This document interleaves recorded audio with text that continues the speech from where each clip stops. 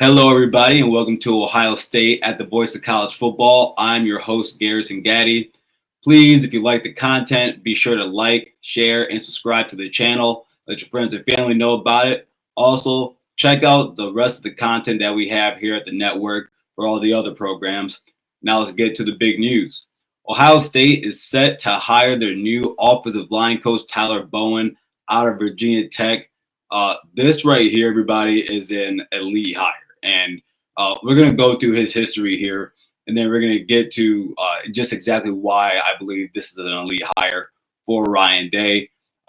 Before he came here, spent time at Virginia Tech, a good amount of time in 2023 to 2025 up until he left. He was the Virginia Tech co-offensive coordinator and quarterback coach. Also spent time there as the tight end coach while being the co-OC. Before that, in 2021, he spent some time with the Jacksonville Jaguars. If you remember who was the head coach there at the time, it was our very own Urban Meyer. So you see the connection there to Ohio State somewhat. The time before that, at Penn State in 2022, as the co-OC and offensive recruiting coordinator and tight end coach. I think that's really important that he has some time as the offensive recruiting coordinator. And again, we're going to get to why this is such an elite hire for this coaching staff.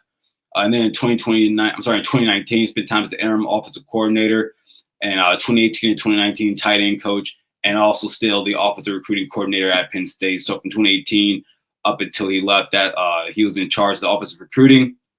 And then before that, in 2017, he was the Maryland offensive line coach, which was the last time he actually spent time coaching offensive line. Now, even though it's been some time since he's done that, this is where I believe Tyler Bowen is going as a coach and why Ryan Day hired him. He has spent a lot of time in a lot of different facets on the offensive side of the ball, whether that be offensive line, tight ends, or quarterbacks, spending time as a play caller also for two prominent programs in Penn State and Virginia Tech. I think that this is the type of guy who won't be in that position very long. I think you grab him because I think there's a possibility, and I don't have any insider info on this. This is just my own thought process. You're probably bringing him on to see unless they are bringing someone else in to be the offensive coordinator and call the plays, maybe you let him and Brian Hartline go ahead and be co-OCs. This guy already has some play calling ability and play calling history.